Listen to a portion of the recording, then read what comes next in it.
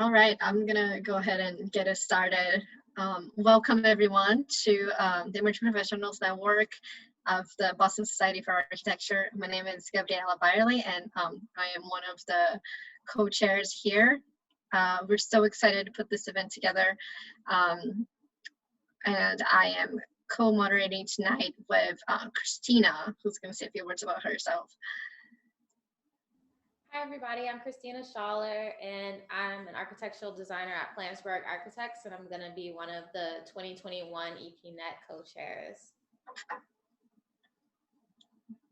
Before we introduce to our all of our panelists, I'm gonna just say a few words about what the Emerging Professionals Network is about. We host professional development opportunities for students, young professionals, mid-career professionals. Everyone who is welcome to our events. We tend to stay within the tracks of mentorship, knowledge, and networking. And we're always trying to put together relevant programming for you. This is actually my last event as a co-chair, and next year it's going to be on Christina and two other co-chairs' hands, and I'm so excited to have you here tonight. A few Zoom notes: please keep yourself muted. Please turn your camera off until we release it with the panel discussion. This section will be recorded. You can use the chat function to ask me questions. And if you would like to receive any AA continuing educations, which we are approved for 1.5 learning units, please fill out the short form, which will be linked on the chat. With that, I'm going to ask the panelists to say a couple of words about themselves. We have tonight Susan Blomqvist here with us. We have Racquel Davey, and we have Aisha Densmore-Bey, and I'm so excited for all of them to be participating. Susan, do you want to say a few words about yourself? Sure. Hi. Yes, Susan Blomquist. I am an associate principal at Payette. I've been at Payette for almost 17 years now. And I have primarily spent most of my professional life there, but was working in Charlottesville, Virginia before that. But as it states on the slide, I am also currently serving on the board of the BSA board. And I've also, in the past, served on some other committees in the BSA. So it's been within the last 5 years I've been involved in BSA as well. So I'm happy to be here. Thank you. Let's go to Racquel. Okay. Hello, everyone. So my name is Racquel Davey, and I'm a registered architect. I actually started my career at Icon Architecture, doing higher education design, but then I moved over to commercial real estate, and that's kind of where I started my journey. So I was there for 3 years doing both project management in corporate interiors, as well as workplace strategy. And I actually recently made a move to Redgate. So Redgate is also a commercial real estate company, but they're also investors. And so I am 2.5 months in, and it's been awesome. I've been mostly working on ground up residential, which is definitely booming right now. So I'm sure I'll continue with my career journey throughout the panel. Awesome. And Aisha, please.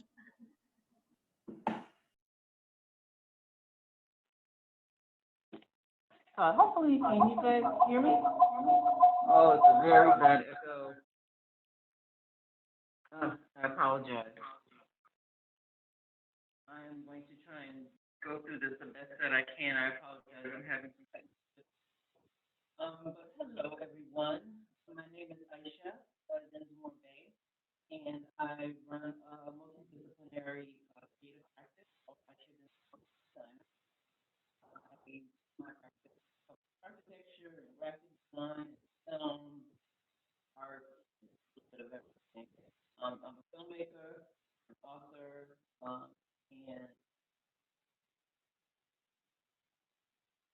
and just from the chat, can everyone hear me? Just the volume is a little low. Okay, I'm going to try and turn it up a little bit more. That's Is perfect. that better? Mhm. That's better. Okay, I just thought there was an echo. I apologize. But yes, that's perfect. Thank you. So just quickly, again, Aisha Densmore-Bey. I run a multidisciplinary practice that covers architecture, graphic design, film. I'm a filmmaker, I'm an author, and I'm also a Doctor of Design student at the Harvard Graduate Design. And I'm very happy to be on the panel with these two wonderful ladies, Susan and Racquel. Thank you. Awesome. Thank you, Aisha. We can go ahead and jump to the questions. So we have selected a few questions. I'm still hearing a little bit of feedback. If everyone can make sure to be muted, that would be great.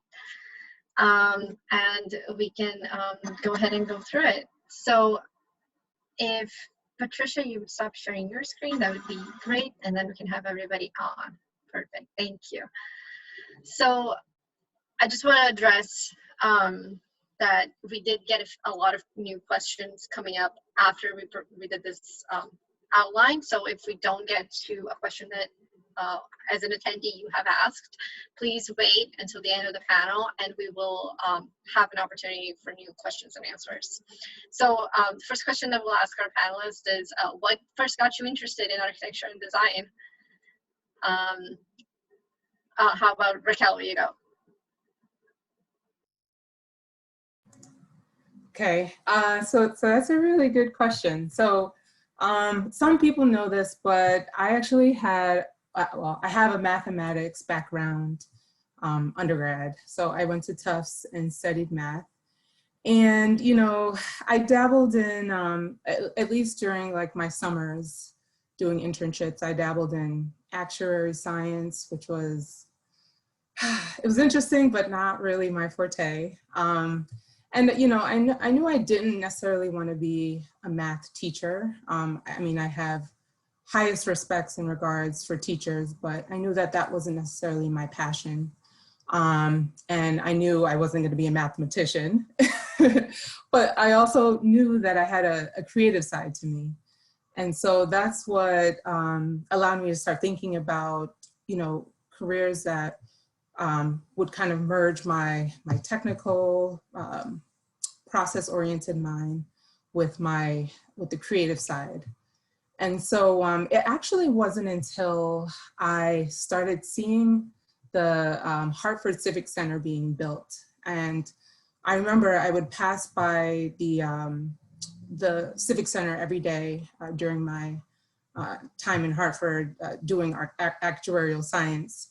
And I was always so fascinated about the steps involved in constructing a building.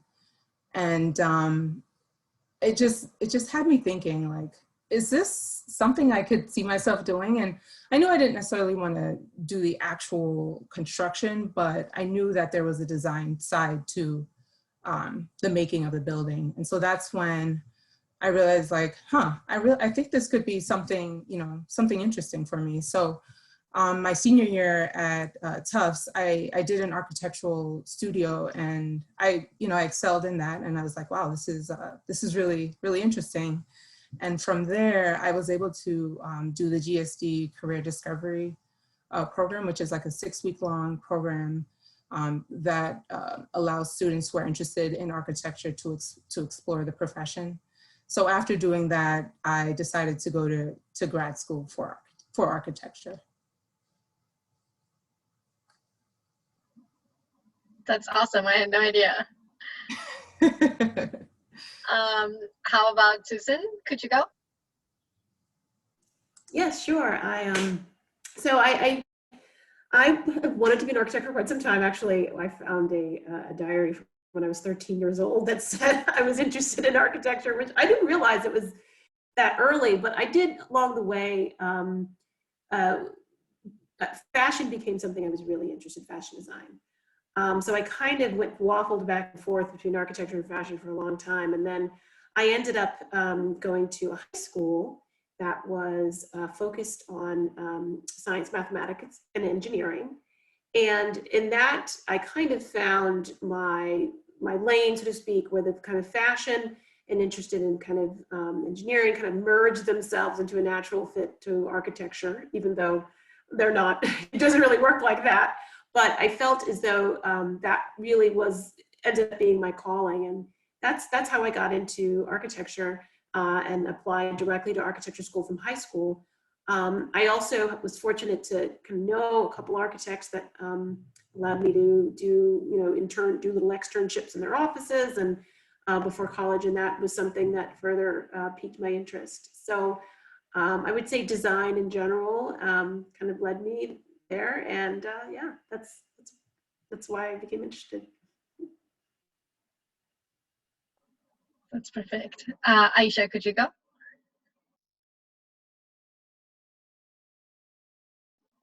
Sorry, you're muted right now.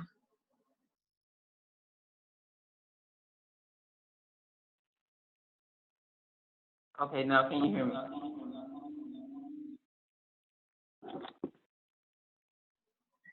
A little bit of echo. Try the other source. There is only one source. I just have my phone. Okay, Is it that okay? sounded a little better. Again, I apologize to everyone. I always have technical difficulties when it comes to call, so I apologize. My journey with architecture is too loud to. Could you just speak a little bit louder? Okay. Now? Better? Okay. My journey with architecture was a little bit different in that my uncle was an architect, and he passed away before I was born. And I'm trying to speak to it. Is there a major echo going on right now? I hear it. I'm just gonna push through it. Anyway, my uncle was an architect, and he passed away before I was born. But you know, I knew all about him, and I was always like a really creative kid, and so I loved art and grew up on the art museum, and so those were kind of like the first buildings that I really paid attention to, shall I say? And so I always thought that I was going to be an interior designer. Actually, that's what up until about 10th grade. That's what I thought I was going to do, and sometimes I still wish that I went into interior design. But when I was 15, I moved to Miami from Hartford, Connecticut. So shout out to Racquel, and we're Hartford and Springfield girls. Yes, so I moved to Miami from Hartford, Connecticut, and I enrolled in a design school down there, a high school called Design and Architecture Junior High. And I was kind of tied between, I learned about architecture by the time I moved down there. So I was kind of tied between architecture and interior design. And so they had one application they had where you could pick between architecture, interior design, fashion design, landscape, all of that. And so I picked architecture and interior design, and they happened to put me in the architecture department, and the rest is history. So that was my path. That's how I got here. That's great. Thank you for sharing. So we're getting a suggestion here. Try turning off the sound of your computer and just keeping the other one. Maybe we're trying. I am unmuted. Well, now I'm not. But can you hear me? Is there an echo? Now it's working great. I'll leave it at that. We'll work through this. Fingers crossed. All right. Well, thank you all for sharing your journey to architecture. We were also wondering if you could talk a little bit about how you started your career in the field, like, you know, getting your first internship or your first job, like what that experience was like.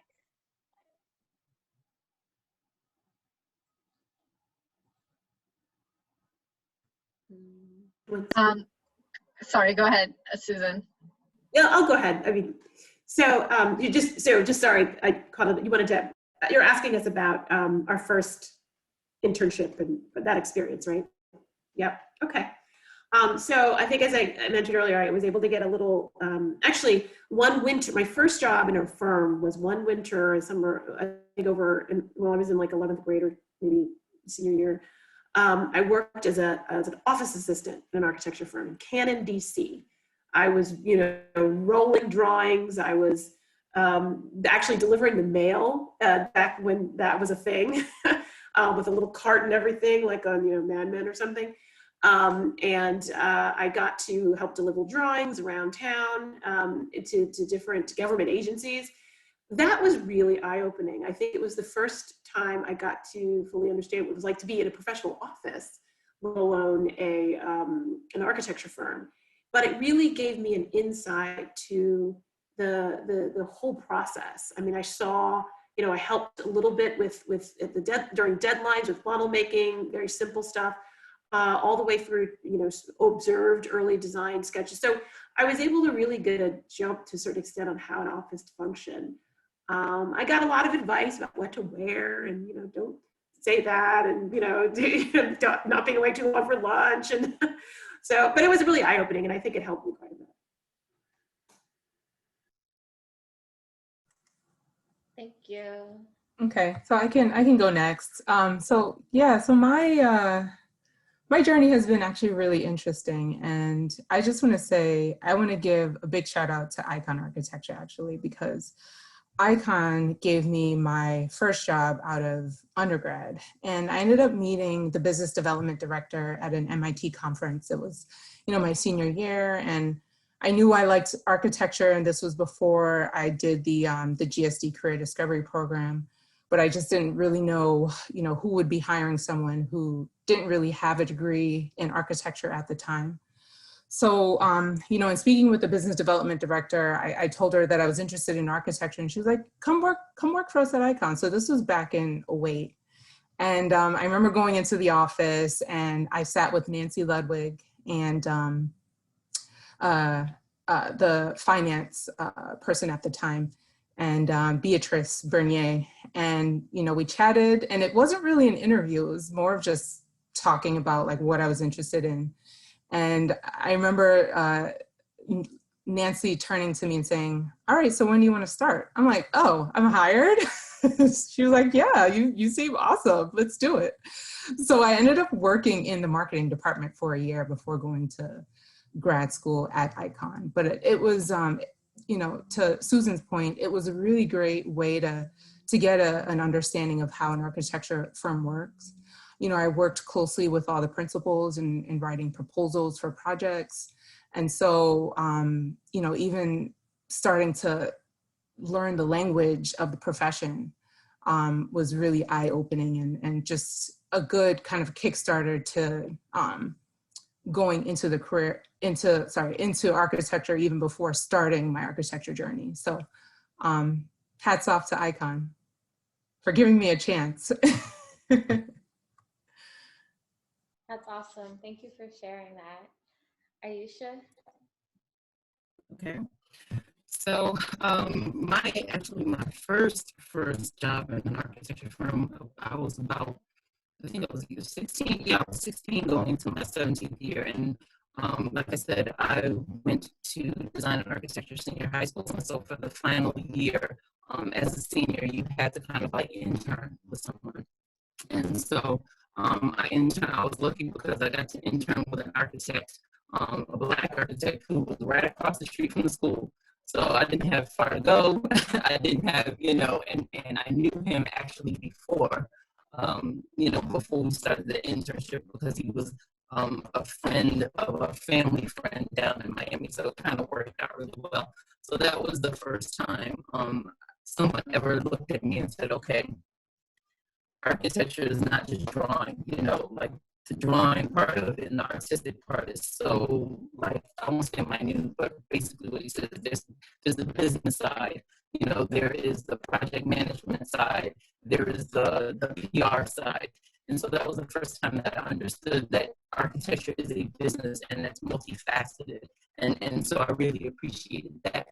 And then after I graduated from high school, since I knew that yes, architecture was something that I was going to do, I made sure that I interned every single summer at an architecture firm. So basically, from age 16 or 17 up until, what am I now? I'm 44. So basically, every summer since then I've been, working in an architecture firm with some kind of design practice, either someone else's or my own. But what was really wonderful is that I had such a varied experience, whether it was really, really small offices or when I was also interning, like when I was 19, it was a really large firm. And so I got to see the difference in how offices operate. I got to see what kind of architecture I did want to do, what I didn't want to do, what kind of office I wanted to work for, what kind of architect I wanted to be. And that still bears on to me, to this day, that the first architect that I really worked with, his name is Neil Hall, and he's still like one of the architects that I want to emulate. So yeah, that was just really foundational and important for me. But yeah, it's been a straight run all the way through. That's really awesome. And I just want to point out, Nancy Ludwig has been in one of our events with the EPNet, and she is an absolute rock star. So excited that she was a mentor to you. And as we move on to kind of like the next stage of our questions, we want to know, who were your mentors when you were starting out, besides Nancy, and who are your mentors at this stage of your career? Aisha, want to go? So I'm really glad that you asked the question about mentorship, because a lot of times people think that, that a mentor needs to look like you or be very close to you. But like I said, kind of my last question, I had so many different mentors, and mentorship really was different for everybody. There's active mentorship, where someone actually takes you under their wing. And then there's also kind of like a passive mentorship. And what I mean by that is that I really think that everyone is a mentor to someone else. So someone is always watching you and looking at how you move, how you navigate through spaces and through the profession, no matter what, even if you don't have a direct, a direct relationship with them. And so later on, there were many people who, I did not ask, we did not have a formal mentor-mentee relationship, but I definitely watched them and studied them and really kind of got like the rules of the game, through them. And so I would say my first official mentor, like I said before, was Neil Hall, who actually I'll say my first mentor was probably my uncle, because that was the first, African-American architect that I knew of. And so I never had the concept that I could not do this because someone in my family, did it. But then, Hall, who kind of showed with the very first office that I worked for. And then this gentleman, his name is Alan Ambrose, and he was a crotchety, older white guy, and I loved him to death. He was the first one that said, okay, every single project meeting, he had me right there. And usually I was the only person of color in the room, but he made sure that I was right there, that I was asking questions, that I was recognized as a member of the team. He gave me a book of architectural graphic standards that I still use to this day. He is another person who, I want to emulate as far as how to treat employees, how to mentor people, that's one of those things. And then when I was a little older, at the last architecture firm that I actually worked with, Shepley Bulfinch, Ralph Jackson, who was, one of the principals there. Again, he and I didn't have a formal mentor-mentee relationship, but just watching Ralph and how he moved, how he practiced architecture, how he talked with everyone. I am nowhere near as eloquent or as charming as Ralph, but whatever, I'm trying. And then also very much Carol Wedge, at Shepley, just seeing her and see how she managed people, and I think she was the first person who, led a large architecture firm that was approachable. That was a very new concept for me, that like the head of a very large firm could be approachable, and she really was. And so there were a lot of things that we never had a very formal, can you be my mentor, can you be my mentee kind of thing, but just watching her a lot, inform my process. And as far as today goes, people I consider mentors are people that just do not know me, but they tend to move through different disciplines. So like Virgil Abloh or Tom Ford, Charles and Ray Eames, people who are multidisciplinary and who practice creativity in many different, spheres. Those are the people who I look up to, because that's generally what I'm doing now. And so those are the people where I can kind of, I won't say compare notes with, but, definitely kind of are influential to my creative process. That's super interesting. I love the idea of finding folks that practice in different spheres and emulating them. I think that's super valid. Susan, how about you? Yeah, I think I can totally identify with Aisha saying that, you often have people who you haven't set up an official mentor-mentee relationship with, but you kind of, it evolves that way, and it kind of organically becomes that, even if it's unspoken. So I think the two primary people I would say have been mentors professionally for me. The first was one of my first professors in architecture school, Kenneth Schwartz. He's actually the former dean of the School of Architecture at Tulane as of recently. But I went to the University of Virginia, and that's where he and I took his studio as one of my first studios. And all through my career, he's really served to help guide me along in different capacities. First as through a career in academia, a short one, but I was teaching for a few years after I graduated from grad school. And then up until now, I mean, he calls me once a year and checks in and says how you're doing, and asks if I am happy, and if any potential career opportunities, and really has just continued to check in, and I've appreciated, it's been so valuable. But then I think because I guess I stated the majority of my professional careers have been at Payette, so I would say my initial mentor, the person that hired me and that I worked closely with for many of those years, was Shoping Chin. She stuck beside me for throughout the time. She really believed in me. She really gave me just the most invaluable advice I could have ever gotten to navigate the firm and navigate a career trajectory. So I have to say that she, unfortunately she's no longer with us, but I would say I think she still mentors me today in spirit, because I think of things that she would have said, or she would have told me, or advice she would have given me. And so I continue to kind of draw upon her strength, even though I can't speak with her face to face anymore. And I have lots of people that I draw inspiration from within the firm, little bits and pieces of things about certain people that I admire and I try to emulate. They're not, I never tell them my mentors, but they're my mentors for X topic, or if I need to do this, this person is my mentor for that. And so I continue to try to draw upon expertise and knowledge of people around me, even if they don't know that I'm doing that directly.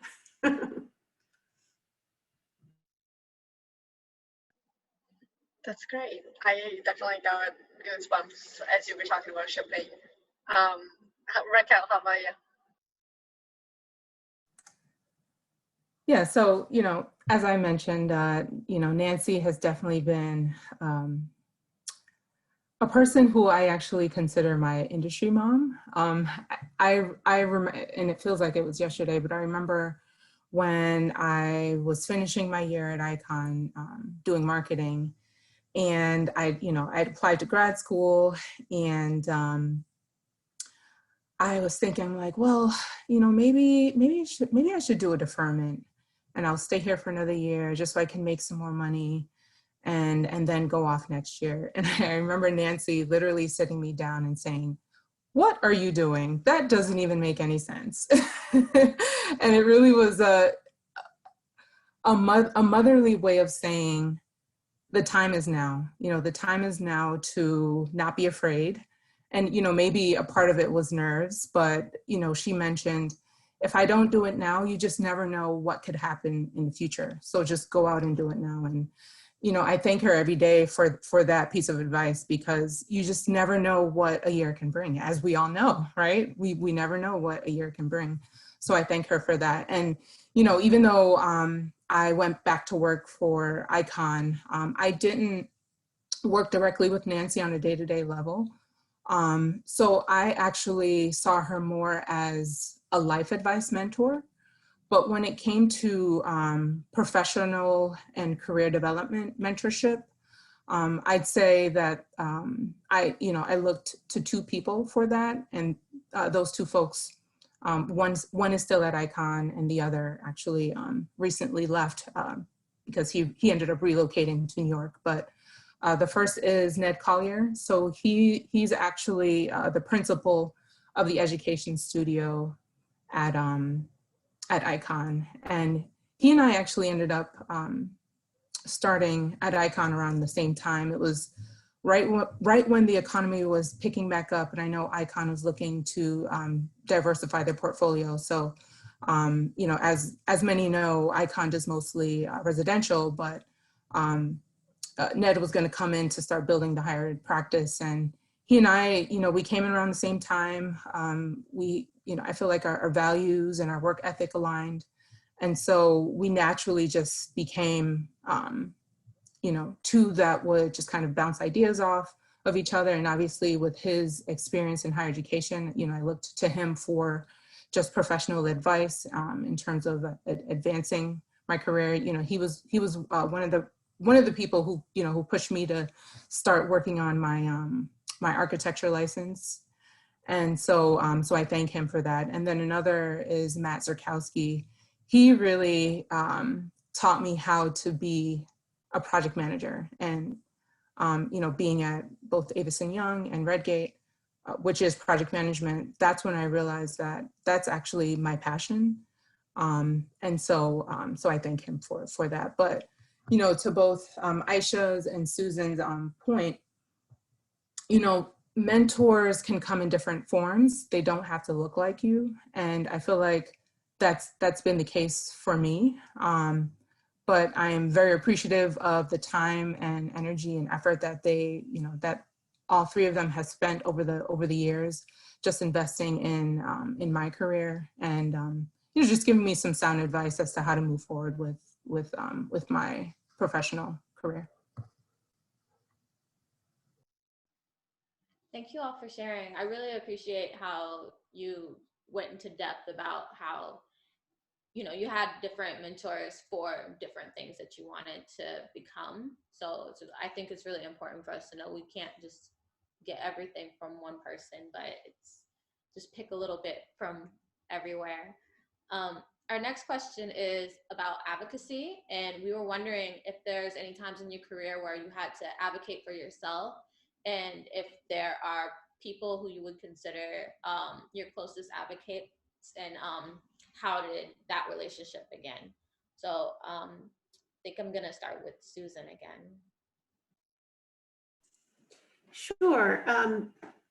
Yeah, I think it's funny. I think advocacy comes in different forms, and I think sometimes advocacy is just about, like, for yourself, I would say, being your own advocate is really trying to kind of carve your own path where you can, even if it's, I mean, in my case, you know, it's not so much about kind of walking into the office and saying, I want this, you know, like, I deserve this, here's what I've done. And I do that from time to time when it comes to, like, you know, performance reviews or, you know, roles on projects or that sort of thing, design ideas, what have you.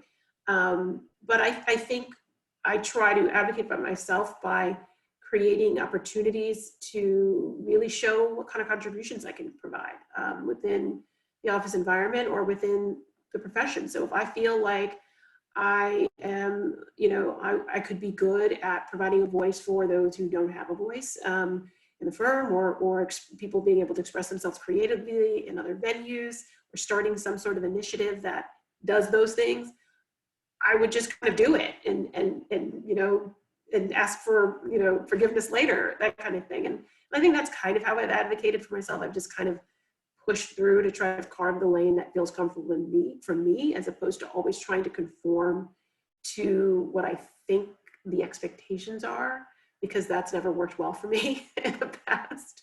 So I think advocacy is just being confident and being confident in your statements and your work, and not so much.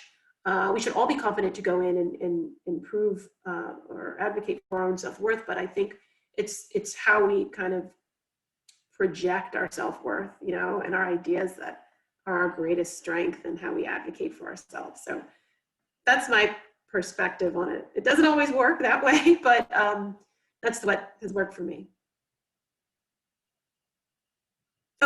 Actually, what was the other part? There was another part of the question, right, Christina? Yeah, the second part of the question was, who do you consider to be your closest advocates, and how did you start that relationship? Okay, thank you, yes. So I would say, it's funny, I think in the office I've had a lot of the principals that I've worked with closely over the years have become advocates for me in various ways. And I'd be remiss in not, mentioning people like George Marsh of our firm, and Leon Drachman and Ken Sullivan, our president. I mean, they've advocated for me in ways that I'm very fortunate to have them do that. I have to say that, in the last few years, we've formulated a kind of an equity and diversity inclusion committee of some of the women principals in the office and men principals. And I think that group, we've kind of become a little advocacy pod in a way. We've kind of, I think some of people like Andrea Love and Sarah Lindenfeld, have really been we've been kind of co-advocates. They have been great advocates for me in various capacities. So I would say it's I get it from a lot of different places, and it's just by building relationships, and they become your advocates to a degree. So that probably wasn't a great answer, but that's the best I could do. That was an incredible answer. Thank you so much. Aisha, would you like to go next? I am actually probably going to just mirror a lot of things that Susan already said, and then I'll answer the last question first, in that I really do believe that in order for people to advocate for you, you just have to form honest and kind relationships. Because I moved through so many different spheres, whether it's like in architecture or film or whatever. There have been a lot of people that have advocated for me, have been really, really kind and have advocated for me, and I didn't know it until afterwards. And it was never a an intent, but somehow I just had people from various worlds advocate for me in different ways. But I think what really started it was, like you said, advocating for yourself and really just being genuine to yourself. And I think my journey for being the most authentic me started when it was, I think it was like 2000, when was it? 2008, somewhere around in there. I was, still working at Shepley, and I really wanted, and I still am, like I told you before, museums have been very foundational for me as far as even like my entry point to architecture. And so I decided, well, I want to start a museum and exhibit design committee at the BSA. And I didn't know if they had ever had one, and they didn't. And so I reached out to the executive director at the time, his name was Richard, and just said, well, I kind of want to do this. This is what I'm really interested in. What's the process like? And he's like, well, that's the process. You asked if you want to start a committee, we're starting a committee. And so that really kind of snowballed into me getting to a point of almost like self-actualization, where all of the things that I wanted to be started to come out. So whether it's the interest in museum and exhibit design, or me really getting into graphic design later, when I started to not not be shy about being my most authentic self and saying, okay, I want to do this and I want to do that. And I'm interested in this and I'm interested in that. And not listening to the voices that say, well, you know, you can have a practice, but you really can't, you can't do everything because nobody's probably really going to hire you. Most people want people to specialize, you know, that kind of thing. Not listening to the other voices and really just being my true, most authentic self is really when things start to kind of turn around, not even turn around, also blossom for me. So I really want to, you know, echo what Susan said, just be your most authentic self and have and cultivate loving and authentic relationships. And then in that very moment, you're advocating for yourself and other people will advocate for you because you're being pure, you're being true, and people are attracted to that. Thank you for sharing. That was really beautifully put. Racquel, would you like to answer the question as well? Sure. And, you know, I definitely agree with both Aisha and Susan. But I will say, you know, when I first read the question, I will say in the beginning of my career, I felt that because I was such a tough critic on myself, I didn't necessarily feel like it was easy for me to advocate for myself. In the sense that, you know, I always felt like I had to prove myself. You know, I would work 24 hours around the clock because I didn't want anyone thinking that I couldn't handle the workload. And it took me a while to really understand what advocacy meant. And it wasn't necessarily about always having to work harder and harder and harder to prove myself. It was actually quite the opposite. It was more about, I know what my, you know, my professional worth is, and I know what I can bring to the table. And so with that said, you know, if I feel that, you know, if I feel uncomfortable about a situation, or if I'm feeling overwhelmed by the work that's coming my way because I'm not speaking up, I'm not saying anything, that becomes advocacy for myself. And so it took me a little while to really understand what that meant. And now I feel that I can speak up for myself if I don't feel a situation or a condition is conducive to my well-being. And I think it's always important to think back to those moments where, you know, you want to speak up, but you feel afraid. But at the end of the day, we're all human. You know, people have to understand that we have our own feelings. And so it's okay to express how you feel. So I think that's one of the ways to be your biggest advocate, is being true and authentic to yourself. I really appreciate all of your answers, especially as you talk about discovering your self-worth and really believing in it. As someone who struggles with imposter syndrome all the time, like, really resonates with me. And the next question is really about, you know, how are you sending the elevator back down?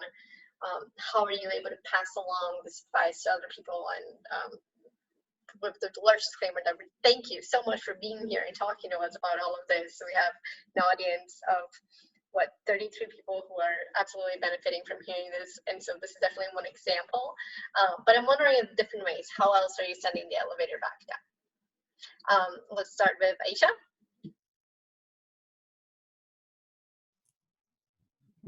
So for me, I think sending the elevator back down, and I love that metaphor, by the way, I'm using it. But I think for me, showing up for other people is basically just providing the same experiences that I was looking to have. And that, like I said, I entered this field of design and architecture at a really, really young age. And I got a chance to see so many different types of design where I never felt pigeonholed, you know, as far as what I could do.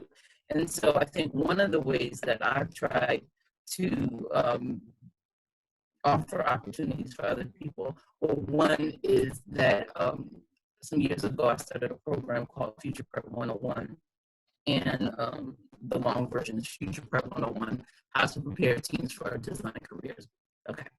Anyway, what I found is when I was teaching that, a lot of high schools didn't even have art programs, let alone design programs or anything else to prepare students who were, especially students of color, who were interested in going into these design professions.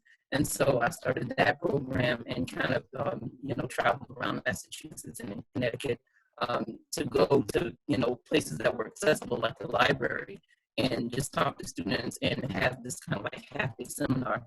And actually, Racquel was with me on one of them, Springfield.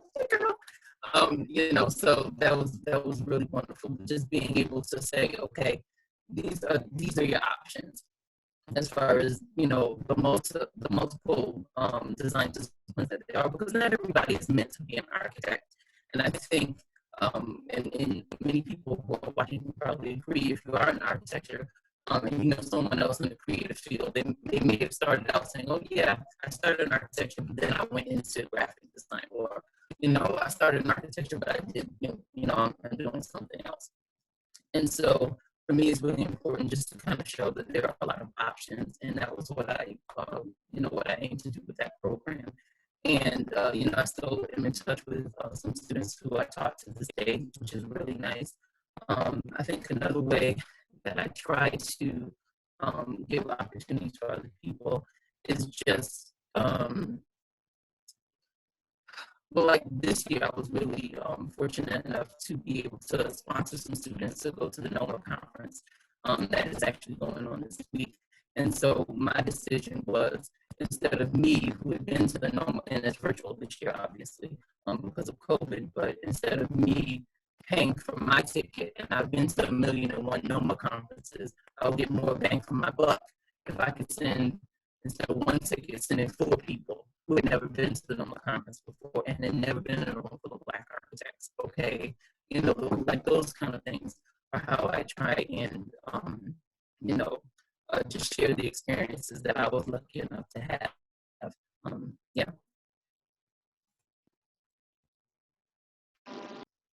That's awesome. Susan, same question. Yeah, it's interesting. I have to say, I spent a long time kind of, and I kind of want to piggyback on what Racquel said about, finding for so long, focusing, working, feeling like you had to prove yourself for so long and overworking to try to prove yourself. It's that kind of, this idea that you have to be better, to get recognized than you're not, people who are non-people of color. And so for quite a while, that was my focus. I was like, well, I can't help others until I get to a certain point, which obviously in retrospect, that was not the case. It's been recently, I would say in the last 5 to 6 years, that I've really tried to work on the inside, particularly in the firm, to try to find ways to bring opportunities, bring more people of color into, at the interview table, encourage them to reach out and try to specifically recruit underrepresented communities in the firm. We push to do recruiting at HBCUs to ensure we're capturing really an untapped, when it comes to the Northeast or New England, an untapped talent pool, trying to get the firm to get beyond just going to the same GSDs and Syracuses and over and over and over again. So that's one of the first things. And now I think working within the BSA, trying to help where I can to advance that conversation, and also trying to find any forums where where I feel like there is someone listening that could be encouraged to or participate in programs where young students can feel encouraged to feel confident about entering the profession. I am not from Boston originally, so for a while, I, kind of wasn't sure about how to navigate the city and all these great, the high school programs and communities. But, I think as I've kind of risen, gotten a lot more experience and more senior, I've felt more empowered to do that. And so it's really about trying to bring more people to the profession and encourage, particularly students, where you feel you see some attrition and lack of confidence as they start to navigate the profession. That's really where I like to try to focus efforts on mentoring students that, or either young designers or students that really need that extra push and kind of push of self-confidence to believe in their work, to try to continue to persevere and continue on in the profession.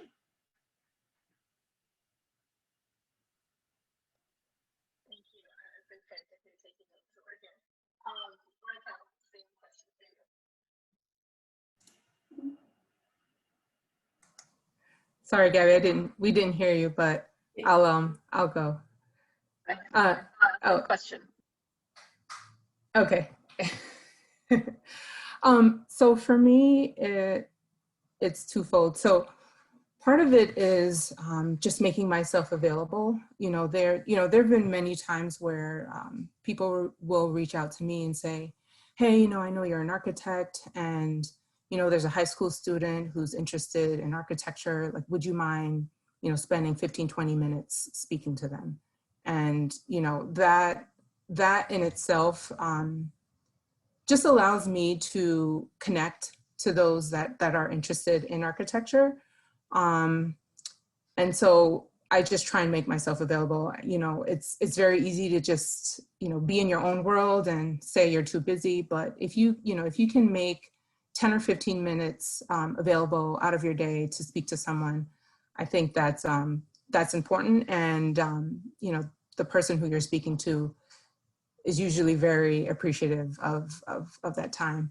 And then another program that I've been involved with over the past 5 years now is a Girls Empowerment Summit that me and 7 other women in my hometown started. So essentially it's a day-long summit in Springfield that we host at Springfield College that allows for inner city women, or I should say young girls, to come together and be involved with seminars and workshops and keynotes, as well as activities that allows them to think about their future, what the possibilities are, and how they can make an impact on life, whether it's in Springfield or elsewhere. But it really is just bringing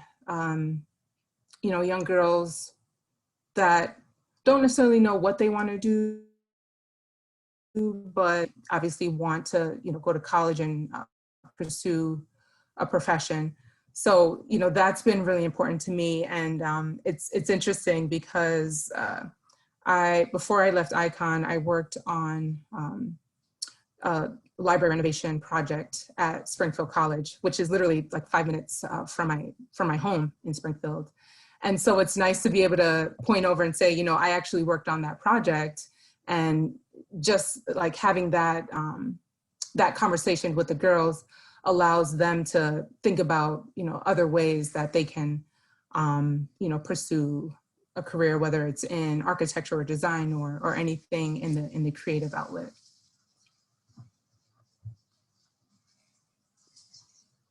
Thank you all so much for sharing. Our next question is, have you had any opportunities or challenge that come up that you feel are directly tied to your race or your gender? So I'll start with Racquel first.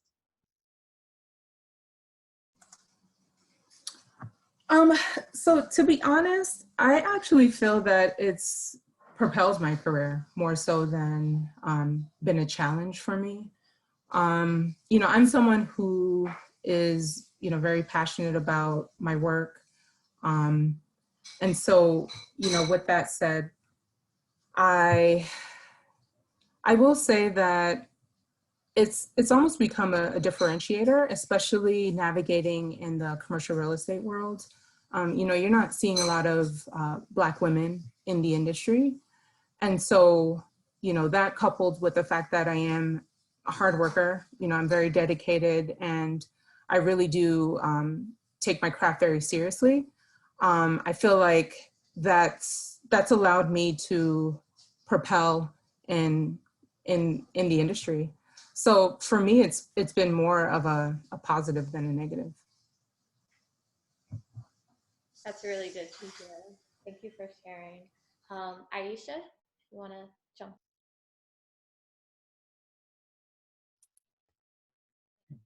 I'll say for me that as far as work environments in architecture, that I'll say strangely enough, my race and sex from my personal experience, I've been lucky enough that it hasn't been a problem or it hasn't been a hindrance. Where I have experienced racism or sexism has been more like in architectural social settings, but not in work. Strangely enough, I've had some really just straight disrespectful experiences, with architecture social experiences, whether I'm like at a meeting, we're not, it's not a job meeting, but it may be like something at any organization, just where people are just meeting about a particular project, but it's not like a work thing. It's like to talk about a new building that happened here in Boston or something like that.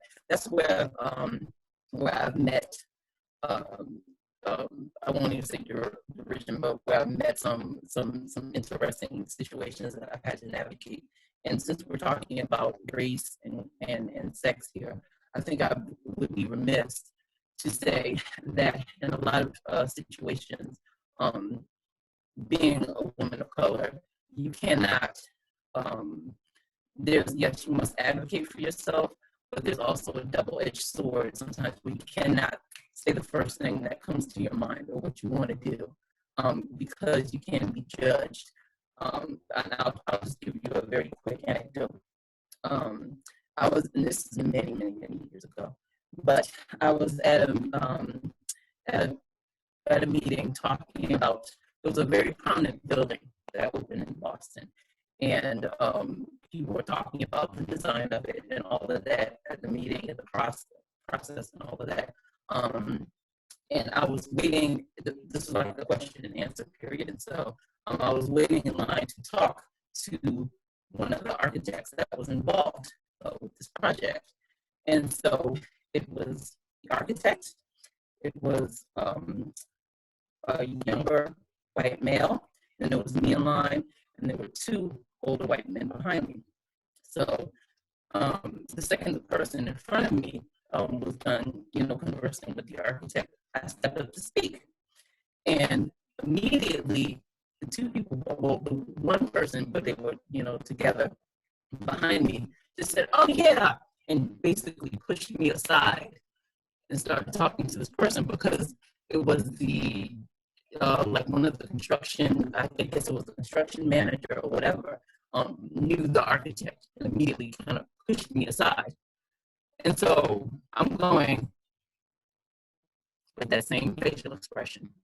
And I had to immediately, in that moment, instead of going, "Excuse me, I was here first," but I had to think, because it was potentially going to create a situation because there were so many other people in the room and I was the only person of color in that room, unfortunately.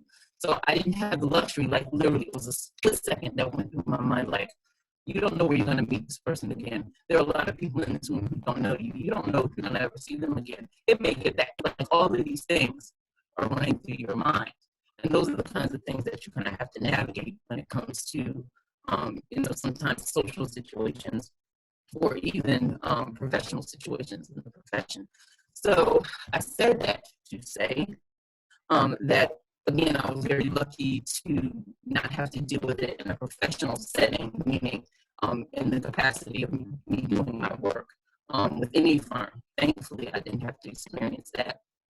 But I'm glad that we're at a point now where people are starting to talk about it more and starting to talk about, when you talked about earlier about advocacy and advocating for yourself, that there is more space to do that, because even maybe 10 years ago when this happened to me, I had to think that quickly because there was no real room for me to react.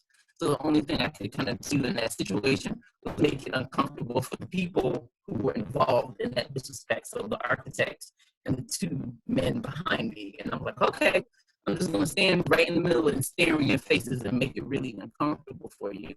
But there are definitely moments, even to this day, and I'm sure that other people who are watching this, where you'll have to, I'm glad that you're talking it, that race and sex, you can't say that it doesn't apply when it comes to this profession, or really any profession for that matter. And it's what's in the compromises that you may have to make in order to navigate. Thank you for sharing that experience. I'm sure that was very awkward, but like I especially appreciate you talking about like your thought process in that moment, because it's like that it does happen that quick. It's just like, especially when you're in a room with people you don't know, I think that makes it more difficult. Like work settings, you have a relationship with these people, but when you are in a social setting, I think that's probably when it comes out more, that you have to take your time and think. Susan, can you answer the question too? Thank you. Sure. Yeah, I think the way I've experienced race in this profession and gender has really changed and evolved over the years. It really, and I wouldn't say necessarily, in some ways, yes, it has gotten better, but that better has come along with seniority. So it's not necessarily, it's like, okay, yeah, things have gotten, I feel more, and better positioned. But some of that is just because, I've been practicing for quite a long time. So it's at a certain point you have to say this person's experience. But early on, I think, you kind of, I think every Black architect and every architect of color, I would say, always kind of, when they're their only one, or they're in a situation where they're one of a few people of color in a room, or you find yourself always, saying things through what you think is the lens they're perceiving you as, right? As they're perceiving you. So I'm saying this and I'm thinking they're looking at me saying this as a Black woman. So that always is in the back of my mind. And so that is something I don't necessarily think that our non-colleagues of color or colleagues that aren't of color experience, that kind of constant kind of feeling that, okay, now early on that was more, I felt that more than I do now, because I'm so comfortable in my work environment now. But previously, I think for the first half of my career, it's a thing that sits in the back of your mind all the time. The other thing also is seeing, men, lots of white men, younger at your same level, kind of get taken a little bit more seriously at first in design discussions, in technical discussions around architecture, feeling like they feel confident to speak up and saying things that sometimes were not correct, even though you may have said something that was correct, but maybe with a lot less confidence in your voice saying it, and a lot less kind of, being a little bit more bold about it. So that's something that I've always pushed up against, is watching the people around you kind of seem to navigate things a little bit more smoothly without as much pushback, I feel, as that, what I've experienced. But then I would also say that I've had direct experience. I had one PM that I worked for a client. They were on the client side on a project, and this person was just terrible to me. I could not do anything right. I was asked to be removed for no real justification from the project. I was berated in front of the users that were at design meetings. It was really bad. And that experience really brought home to me that this woman was probably, and it was a woman too in this case, this woman was probably racist. She probably had a bias against me because of who I was and as a Black woman. And that was really like the one instance where I felt that, because everyone around the situation was like, why is this woman acting this way to you? And that was really the only reason that I could come up with. And I'm still to this day think that was the reason. In the current moment, I think we have lots of great allies that are trying to bring people of color, their voices to the table in an active manner. And I think this has been happening for the last decade. I don't think this is something that has just happened in this season of the murder of George Floyd and Breonna Taylor and so on. I think that it has been an evolutionary thing in the profession.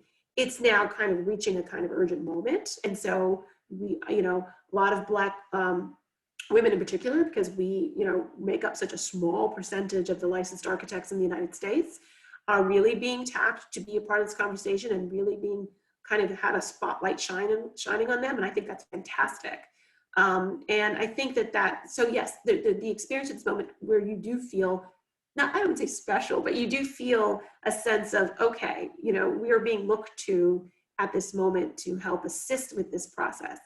And become kind of put up more out front. But I say that's great. But I think that it's about time to a certain extent, right? Because it's kind of making up for a long period of time where I think Black women did not have that voice and have that. So maybe now we're getting a little bit more kind of preferential kind of, I would say, profiles and spotlights and kind of being pushed out there.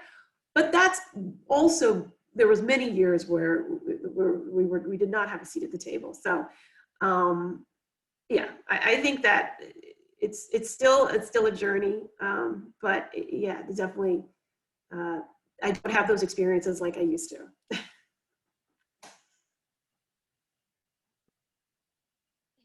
you so much for sharing. I am completely appalled that you had to deal with that from the client side, but I'm also encouraged. Gabrielle, we can't hear you. Can you hear me right now?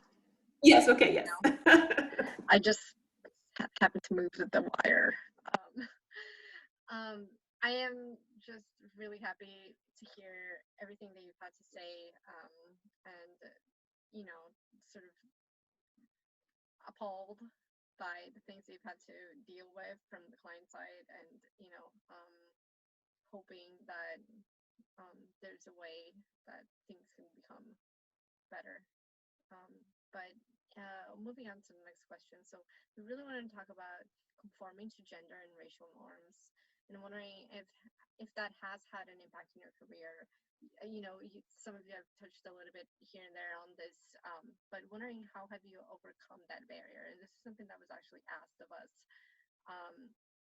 from one of the questions submitted. Sorry, Gabrielle. Yeah, it's really hard to hear you. Oh, wow, that's so weird. Can you hear me now? Yes, no. Can you hear me now?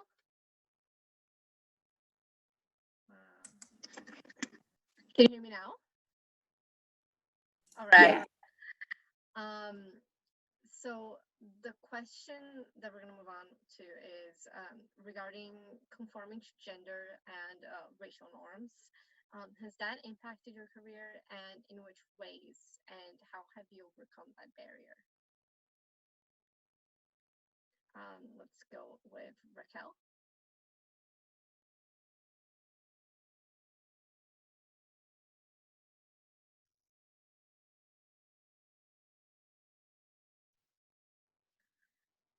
Were you able to hear me? Can you hear me now?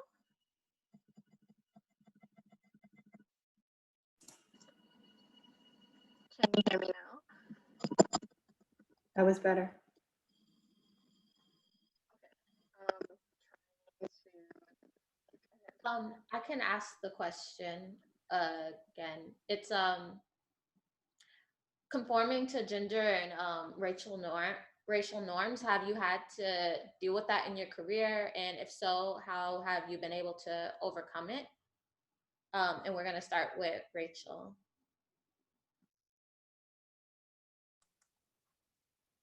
Okay. Sorry, can you give me one moment? There's a little bit of noise in my background. I don't know if Susan or Aisha wanted to take it first, and then I'll come back. Okay, yeah, that's no problem. Susan, would you like to go? Sure. Yeah, I kind of spoke to it a little bit previously, but you know, I think you do always. I've gotten a lot more comfortable in my skin, just kind of being myself in terms of how I, you know. But you always kind of have this thing where, you know, you're like, okay, well, I better be on time because, you know, people are going to say, why are you not on time? You know, there's all those kinds of things. I think for me, the biggest way that I have been able to overcome a little bit of that potential barriers of gender and racial norms has been, I've done a lot of construction administration in this profession. And I've just had a kind of, in Boston, in the city of Boston, I have just become so used to being around male contractors and navigating that world that it actually has helped me quite a bit in just, and I don't want to say like becoming a certain way, but I just feel like, you know, when you start to kind of find ways to find common ground, you know, like I've been able to always go work with people or find ways to kind of work with people to kind of understand how we can relate to each other both in an authentic way.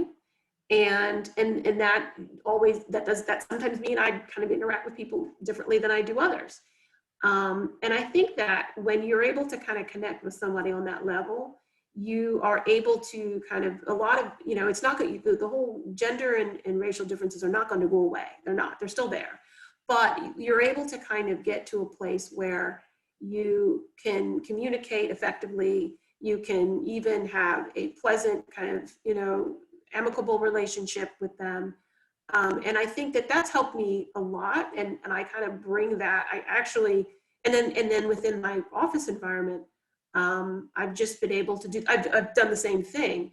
It's funny that the whole contractor thing is been I feel like in the back of my mind, the way that I felt, a way to kind of better relate to people who are so different from me, because so many of them are so different than me.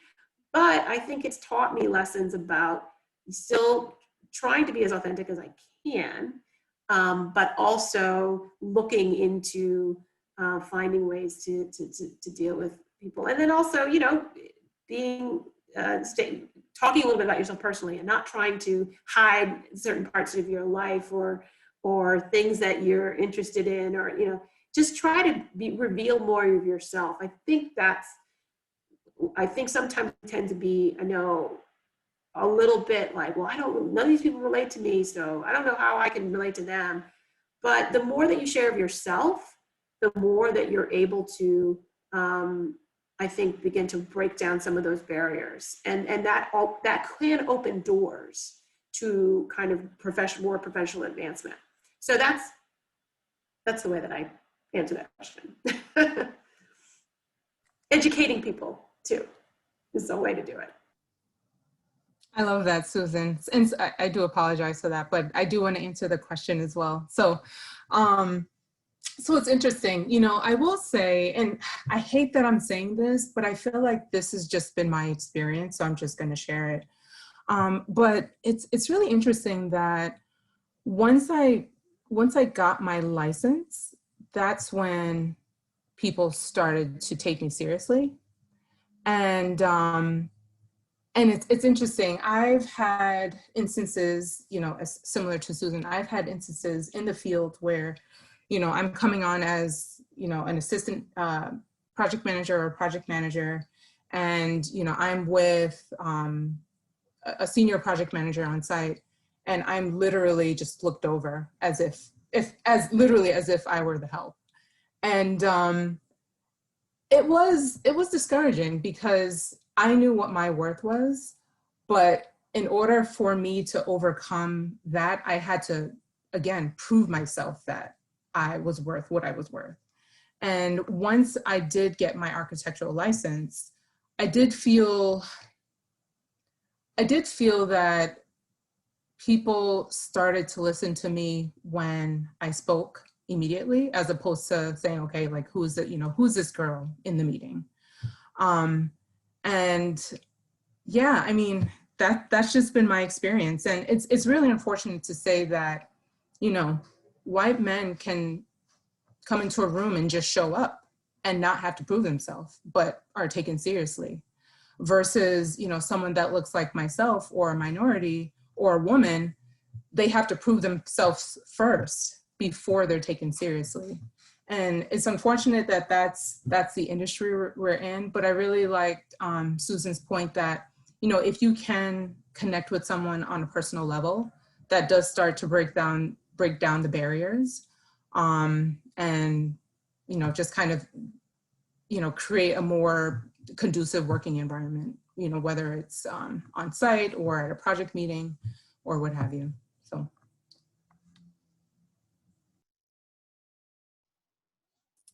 Thank you for sharing. So I think when I actually read the question, I was a bit confused as to what exactly it meant by racial and gender roles. Just kind of like, in what context do you mean? Like, I was just a little confused about the answer, but about the question. But what I do, again, want to mirror Susan, because you are so eloquent, is that just basically showing up as yourself. I think I have gone through a lot of, and we all go through it.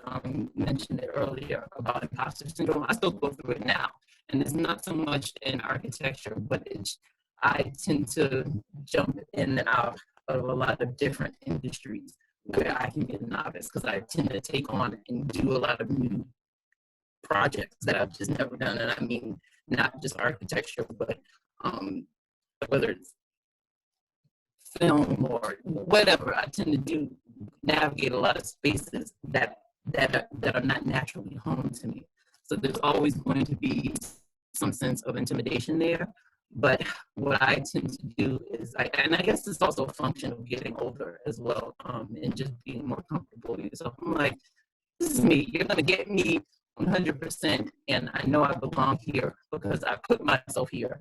And so I know that this is what I want to do. This is the space I need to navigate. It's on you whether or not you want to act and behave like I'm a human being or not. Or if you want to make it difficult for both of us, okay, have at it. But I've gotten to the point, luckily, of being very secure in myself. Like, still having imposter syndrome moments, because that's just what it is. But knowing that I belong wherever I think I belong, and that it's having someone else's perception of me is not my problem. So I tend to navigate any space that I'm in like I deserve to be here, no matter what it is. Whatever opportunity I want to generate for myself, that's what it is. I can be an alchemist and generate and manifest anything that I want, and trying to navigate racial and gender norms. It's just, I'm going to be me. And whatever that means to anyone else is that's their issue. I'm going to be me. And I'm going to be comfortable in that. And that's how I navigate it. That's so great. Can you hear me now? Are you hearing me? Can you hear me now? God, that's so weird. Nothing changed. I really appreciate all your comments, and I love this last comment, Aisha, that, I know I belong here because I put myself here. I'm gonna write that down. So we're just gonna jump to the conclusion, and we're gonna ask you to very briefly share one career advice for emerging professionals of color. So let's start with Racquel.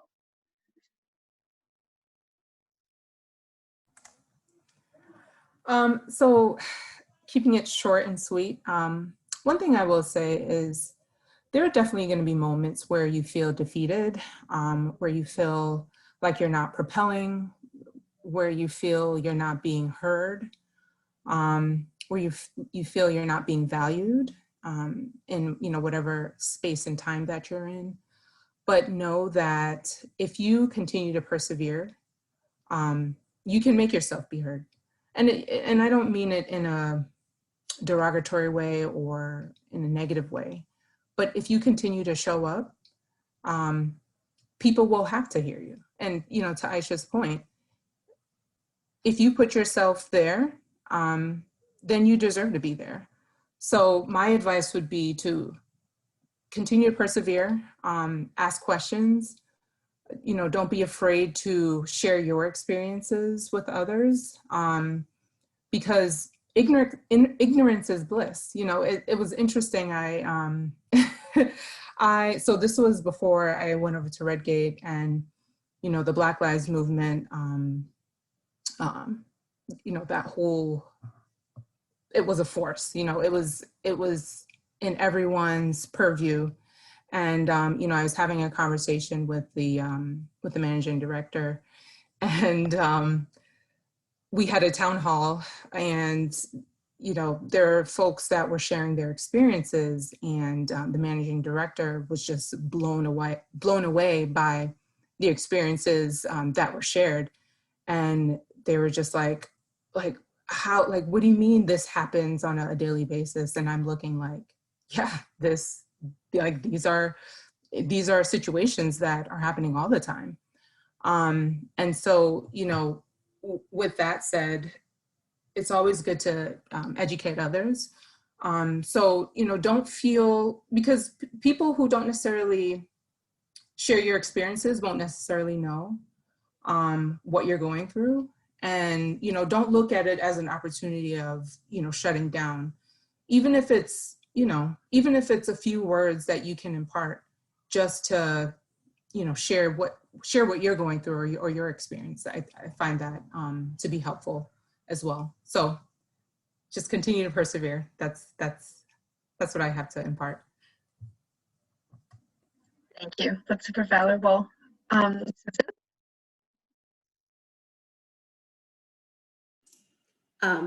So I think if you are an architect that if you want to practice as an architect, become licensed. Get your licensure. That's my first major point of advice. That to me is something that no one will take that away from you.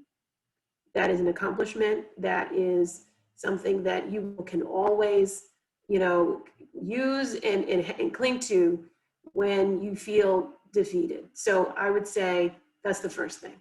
The second thing is always, and know that you can get licensed. I think there's a lot of people who somehow feel, they feel discouraged, and they can't somehow bring themselves together to do it. Even if it takes you years to do it, do it. The other thing I would say is I think you have to have a kind of toughness to if you feel like you're getting knocked down, you got to have that kind of grit. They talk about grit, but what differentiates certain success stories, particularly amongst women, and that's that grit factor. And I think everyone's got to have a little bit of it to try to, particularly architects of color and women of color in architecture. You have to have that grit, just kind of, say, you may run up against certain barriers, but you've got to kind of find your way around that. You've got to find ways to kind of, carve your path. Like I mentioned before, that grit factor is something I think is particularly important for women of color in architecture. And just find ways to harness the things that you're good at and use them to your advantage in your professional life. I think that that's like any profession, the people who are passionate about what they do excel. And I think that should be no different for women of color. And I think you just have to find those things that propel you in the profession, and you kind of just cling to them and you run with them. And I think doing that instead of doing what you think others, or what role you're supposed to fulfill, or what other things people are expecting of you, if you don't do those things. If you actually do the things that you're passionate about and pursue those within the profession, I think that's the key. That's great. Aisha, any question? Yeah, I think my biggest advice to anyone, whether you're a person of color or not, is just show up and be you. I cannot express how much authenticity and just being your true self matters. I am not where I am now because I continue to shoehorn myself into a place that doesn't fit. You know, if you want to be a skateboarding, pink-haired, wearing architect, then that's what you be. Then that's what you need to be. If I can't say it enough. I mean, it really sounds very trite and cliche, but it's the truth. You will be able to find your niche, and I always feel like the universe will open up for you when you come and bring yourself in your most natural and in your most authentic way. That's what I've been able to do. When I finally learned, like, I just need to be me. I need to do the things that I'm interested in. I need to explore all of the different avenues that I'm interested in. Then that's when doors started opening up for me. And moving in that with confidence. But again, I said, you're still going to have hard days. You're still going to have imposter syndrome. That's just a human experience. But once you decide that you are going to navigate whatever space that you're in, being comfortable in yourself and presenting yourself in your most authentic way, that's your strongest asset. Just again, be you. And if you want, you don't have to always conform to, and in fact you shouldn't conform to what's expected of you, to what the profession dictates, to your sex, to your race, to what everybody else is thinking, because everybody else is not you and everybody else is not on your journey. Follow your own journey. It's not about what everyone else says. It's about what's in here, where you see yourself going. So, pink-haired, skateboarding, astrophysicist, architect, then you be that. And go in confidence in that.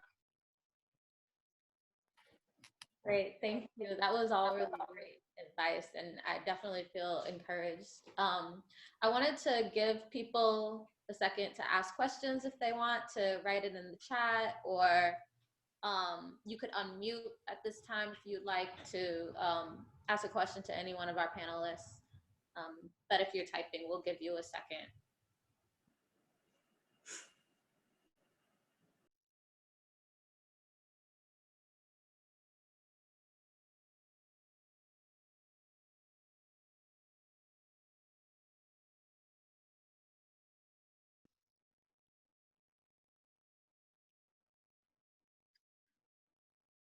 Like we might have answered.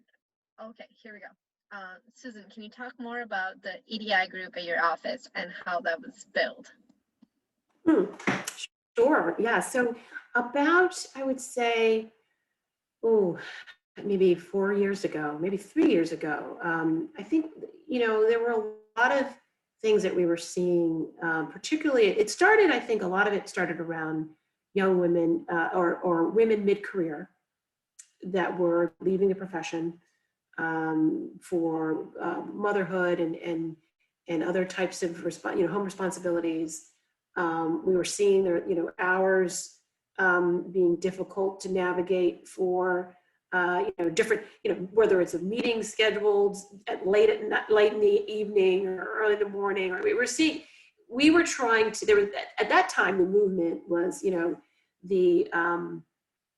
was more about maybe retaining women in architecture and trying to do that. And I think that was the first impetus for it.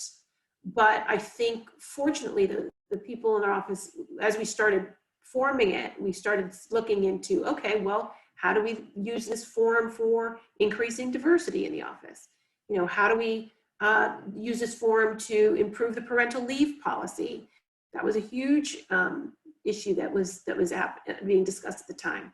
So it kind of happened where we were seeing a few people, really talented women, leaving the office mid-career because they felt like they couldn't work within whatever the context we had in the office and also maintain and start their families. So that was the first reason why it came together. And then so what we over the last couple of years, we've been forming an action plan, which has included everything from changing the meeting hours to parental leave policy. We started we entered the JUST label program, so now our firm is part of that. We looked at, we created an MLK Day of Service, so that we did a day-long charrette on MLK Day to give back to nonprofit community organizations. And so that's kind of how it started. What's interesting, and so we were able to push forward a lot of programs. What's interesting is that over the last year, we've had really great, a core grassroots group in our office who really wanted to see more action from a social justice point of view as it relates to our practice. So now I think our group, which is comprised mostly of senior level people, is helping to kind of become a bridge between the staff and the board and the leadership, the upper leadership of the firm, to help to really convey concerns, create venues for discussion, and create and improve all sorts of conditions that increase equity. But it originated just from about 4 or 5 people who said, like, we need to start looking at policy changes, fundamental level, and then that has just grown into capturing other types of concerns. So, yeah, that's where it started. And I have to say that we also back, and I'll mention Shoping Chin again. She was one of the founding members of the AIA Women's Leadership Summit, along with many BSA women that were part of the BSA's Women's Principal Group.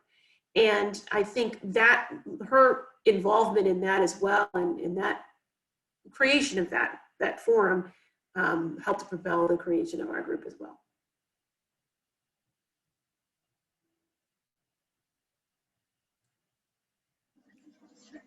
That's great. Thank you for sharing. And I think with that, we will close out this program. So again, just want to take a moment to thank Racquel, Susan, and Aisha. Thanks for being here tonight. We really appreciate all of your answers and how honest and candid you've been with us in the small group setting. I wish we could have done it in person. Might have helped with the audio issues, but so happy that we got to do this. So thank you all. Thanks Christina and Patricia and Chris for all of the support of the BSA, and thanks to our audience. Thanks guys for being here, and I hope you got those AA learning units. Make sure to sign up on the form. Thanks. Have a great night. Yeah, thank you everyone. Thanks everyone. Take care. Bye. Thank you. Thank you.